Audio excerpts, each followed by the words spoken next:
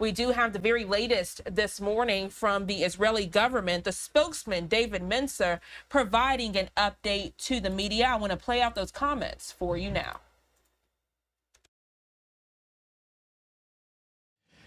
Good afternoon, everyone. Shalom. I'm David Mencer, spokesman for the National Public Diplomacy Directorate in the Prime Minister's office. Today is Monday, May 5th, day 577 since the October 7th atrocities. It's been 19 months since our nation was brutally attacked and our people taken. 59 hostages are being held by Hamas.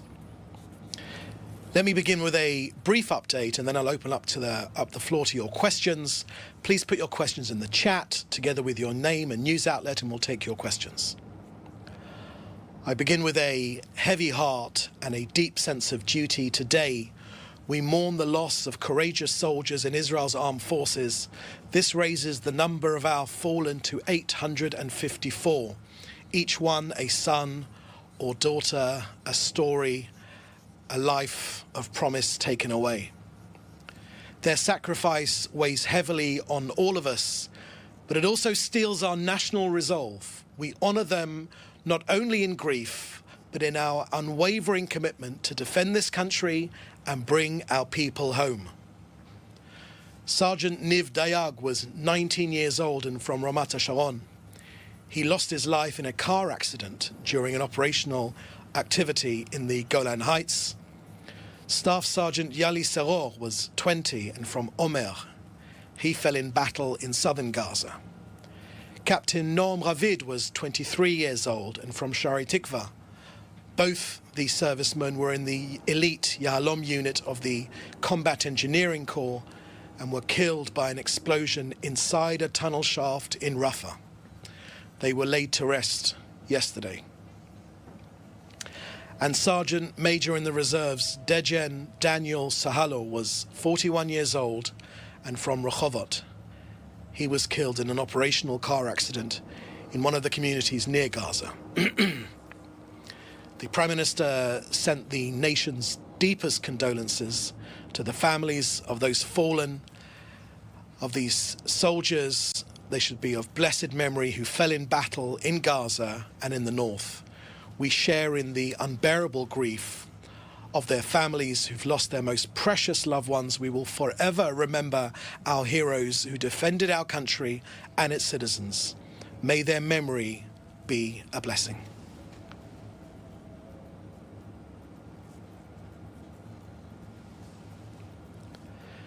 Next to Israel's expanded operations in Gaza, this week, Israel is issuing tens of thousands of call-up orders to reservists in order to strengthen and expand our operations in Gaza.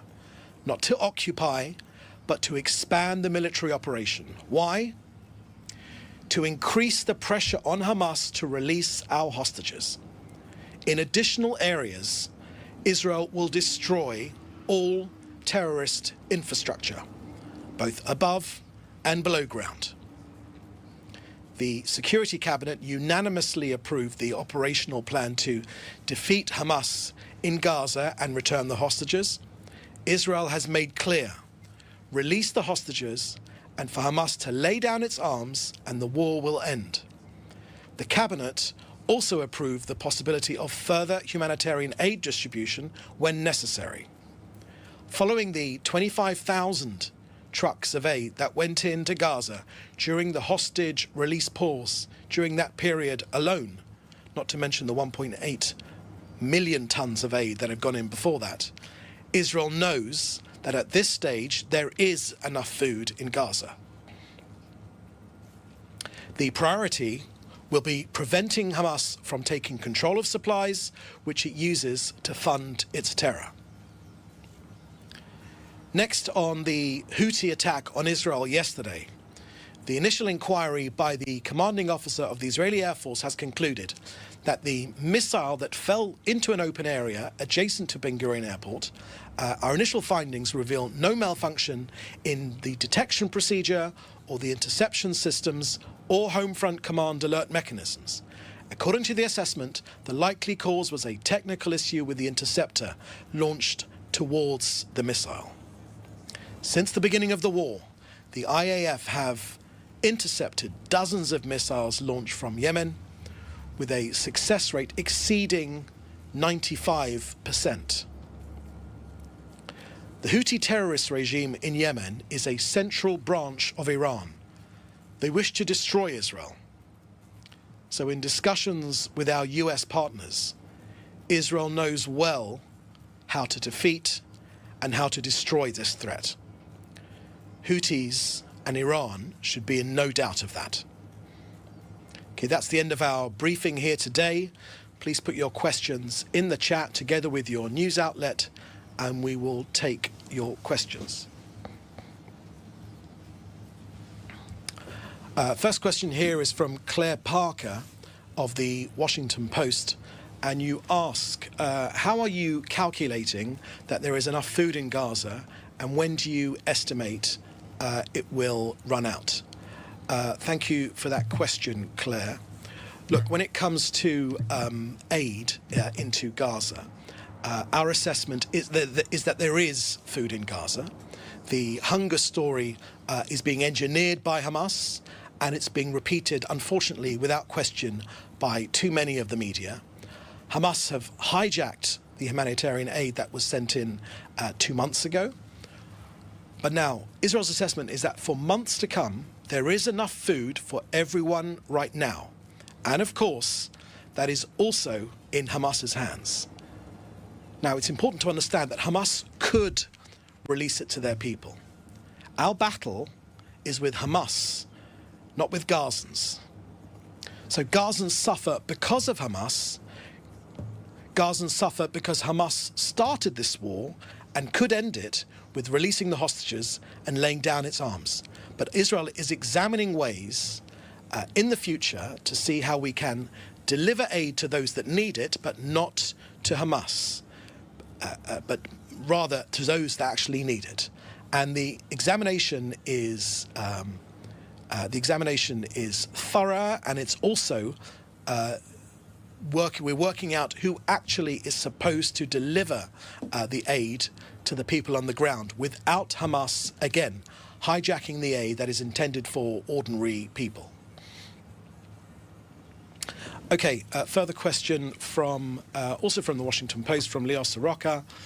An Israeli official told Israeli media that the next stage of the campaign in the Gaza Strip would include conquering of Gaza and holding the territories. Can you elaborate which territories does it include?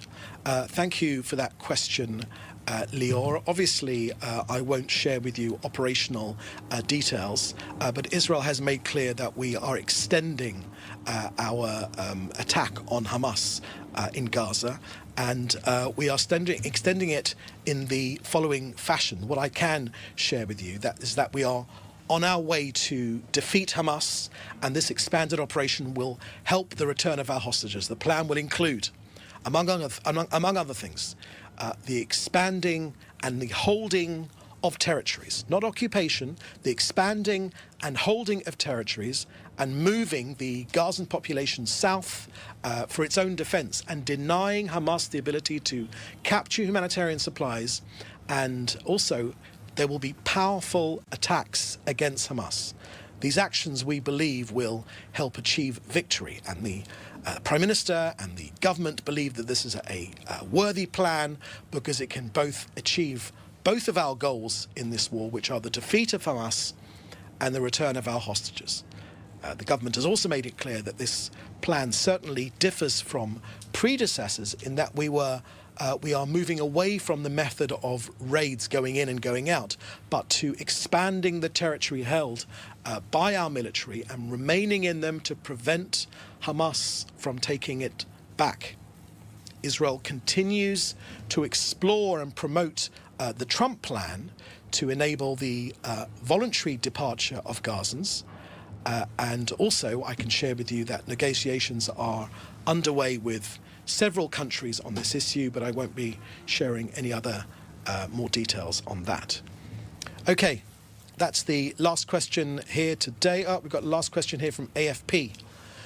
If expanding and holding of territories does not mean occupation, does it mean that Israel will control these Gaza areas temporarily and not indefinitely? Thank you for that question from AFP. Perhaps you can share your name. I believe I've already answered that question in the previous answers that I've given. The purpose is to destroy Hamas. Hamas will not be in charge in Gaza anymore. This will free Gazans for a better future for themselves, but also this entire region. Okay, that is the last question now.